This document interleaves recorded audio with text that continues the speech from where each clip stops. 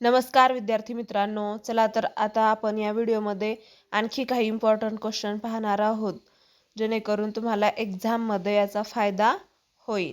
चला तर मग सुरुवात करूयात. पहिला प्रश्न आहे, ताजमहाल कोणत्या मुघल सम्राटाने बांधला? ताजमहाल कोणत्या मुघल सम्राटाने बांधलेला आहे? तर त्याचं उत्तर आहे शहाजहान या मुघल सम्राटाने ताजमहाल बांधलेला आहे.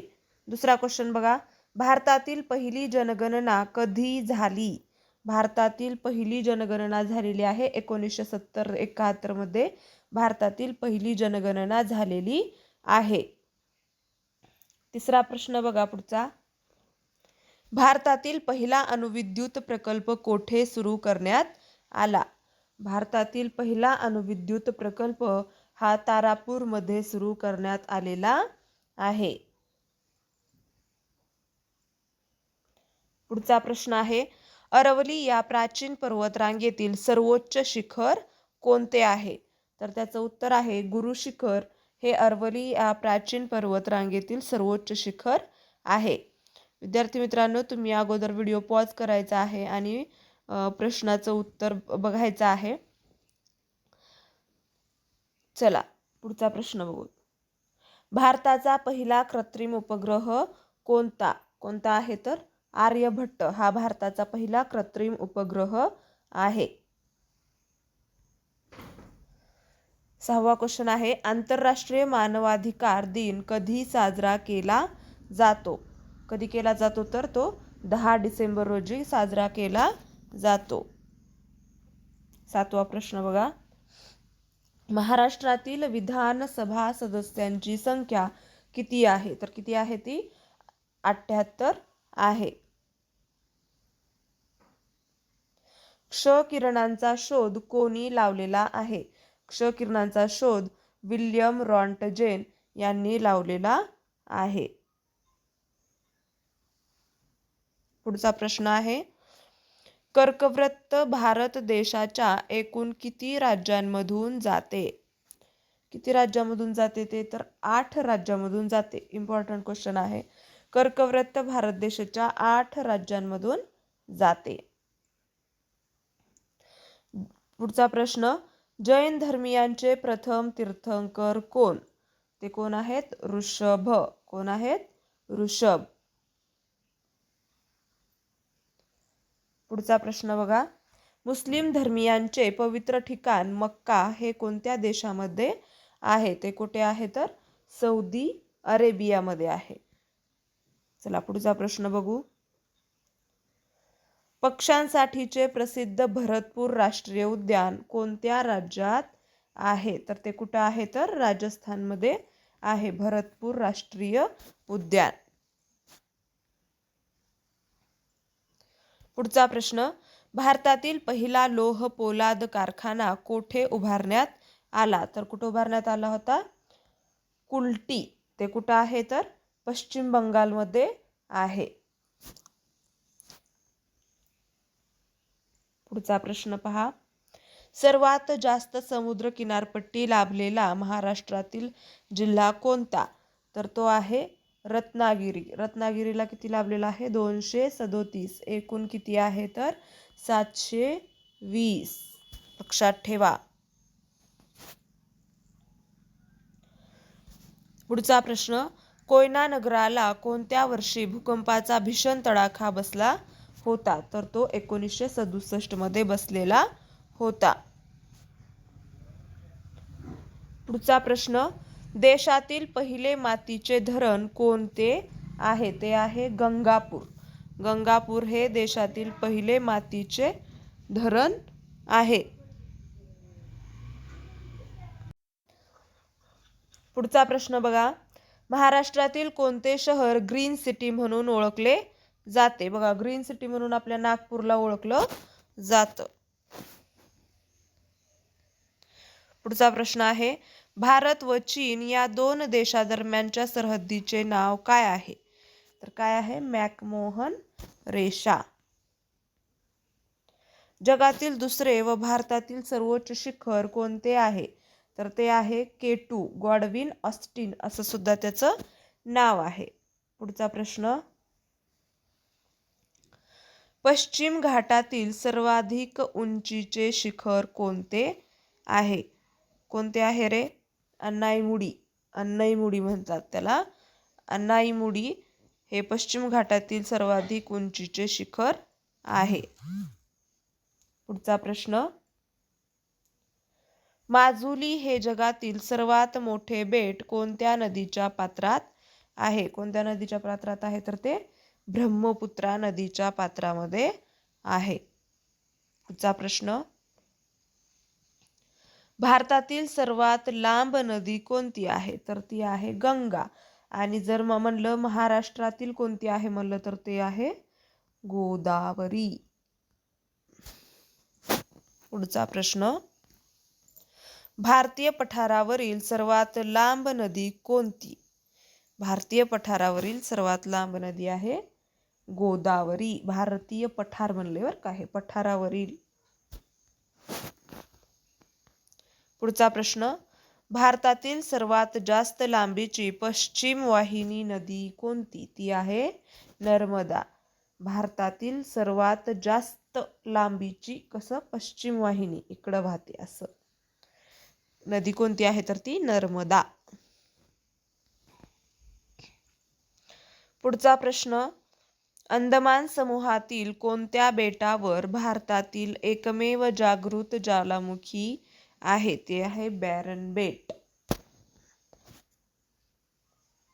पुढचा प्रश्न पहा, धुवाधार धबधबा कोणत्या नदीवर आहे? कुठल्या नदीवर आहे? तर तो नर्मदा नदीवर आहे.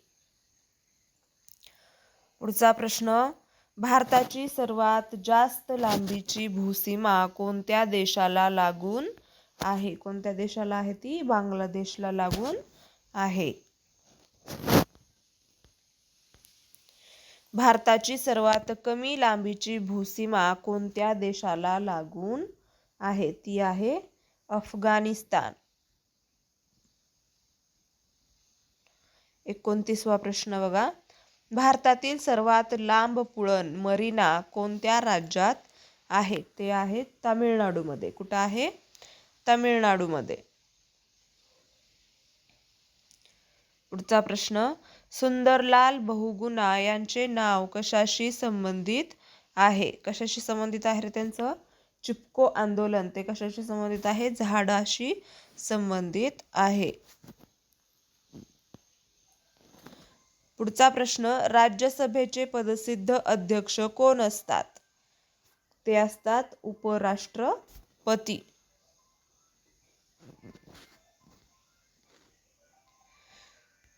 पुढचा प्रश्न आहे, रिझर्व्ह बँकेची स्थापना कधी झाली? कधी झालेली आहे? 1 एप्रिल 1935. आणि जर ऍक्ट म्हणलं, ऍक्ट कधीचा आहे? तर तो आहे 1934चा.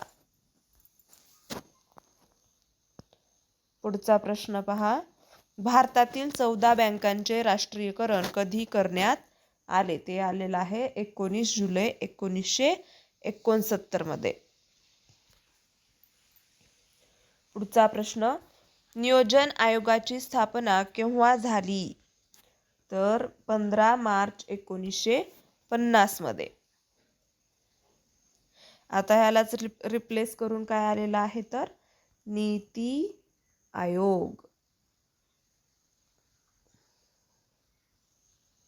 चला पुढचा प्रश्न, नीती आयोगाचे पदसिद्ध अध्यक्ष कोण असतात? कोण असतात? पंतप्रधान. चिपको आंदोलनाच्या धर्तीवर कोणत्या राज्यात अप्पिको हे आंदोलन उभारले? ते कुठं? कर्नाटकमध्ये. लक्षात ठेवा.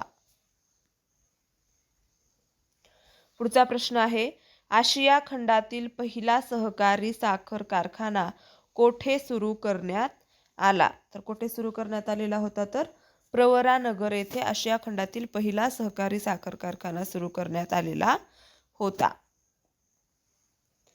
पुढचा प्रश्न आहे, गेटवे ऑफ इंडिया हे कोणत्या वर्षी बांधण्यात आले? तर कोणत्या वर्षी बांधण्यात आलेला आहे? 1911 मध्ये.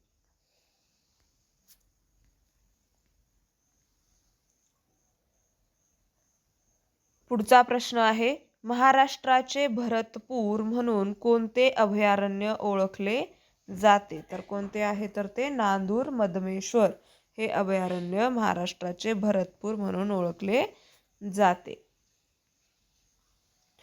पुढचा प्रश्न, महाराष्ट्रातील पहिली सहकारी सूतगिरणी 1960 साली कोठे स्थापन करण्यात आली? ती स्थापन करण्यात आली होती इचलकरंजी मध्ये.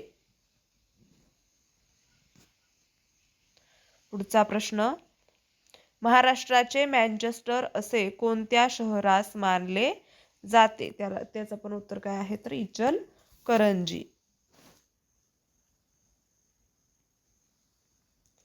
पुढचा प्रश्न आहे, महाराष्ट्रातील कोणत्या प्रशासकीय विभागात सर्वात जास्त जिल्हे आहेत? तर तो आहे छत्रपती संभाजीनगर. यामध्ये या प्रशासकीय विभागात सर्वात जास्त जिल्हे आहेत. पुढचा प्रश्न, LTTE ही दहशतवादी संघटना कोणत्या देशातील आहे? ती आहे श्रीलंका या देशातील. कुठली आहे तर श्रीलंका या देशातील आहे. पुढचा प्रश्न पहा, ए मेरे वतन के लोगो हे गीत कोणत्या गीतकाराने लिहिले? बघा, नीट प्रश्न वाचा. आपल्याला वाटतं की लगेच कोण म्हटले, तर नाही, कोण लिहिले. हे प्रदीपने लिहिलेलं आहे. पुढचा प्रश्न, 1 मिलियन म्हणजे किती? 1 मिलियन म्हणजे 10 लाख.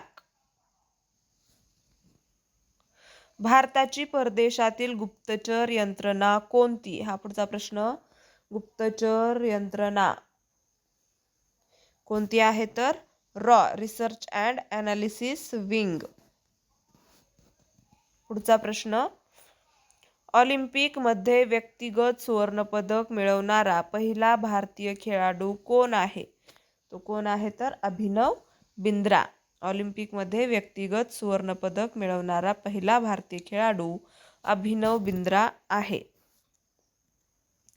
पुढचा प्रश्न, नोबेल पुरस्काराचे पहिले भारतीय मानकरी कोण? ते आहेत रवींद्रनाथ टागोर. नोबेल पुरस्काराचे पहिले भारतीय मानकरी रवींद्रनाथ टागोर हे आहेत. पुढचा प्रश्न, महाराष्ट्रात कोणत्या ठिकाणी जहाज बांधणी उद्योग आहे? कुठं आहे रे ते? माझगावमध्ये. कुठं आहे? माझगावमध्ये. या व्हिडिओतला लास्टचा प्रश्न पहा, कर्नाळा पक्षी अभयारण्य कोणत्या जिल्ह्यात आहे? कोणत्या जिल्ह्यात आहे तर ते रायगड या जिल्ह्यामध्ये आहे कर्नाळा पक्षी अभयारण्य. व्हिडिओ आवडला असेल तर व्हिडिओला लाईक करा, शेअर करा आणि आपल्या चॅनलला सबस्क्राईब करून ठेवा, जेणेकरून माझे पूर्ण व्हिडिओ तुम्हाला दिसतील. आणि बेल आयकॉन प्रेस करा. या प्रश्नांचा तुम्हाला तुमच्या एक्झाममध्ये नक्कीच फायदा होणार आहे. तरी सर्वांनी व्हिडिओ पूर्ण बघा. धन्यवाद.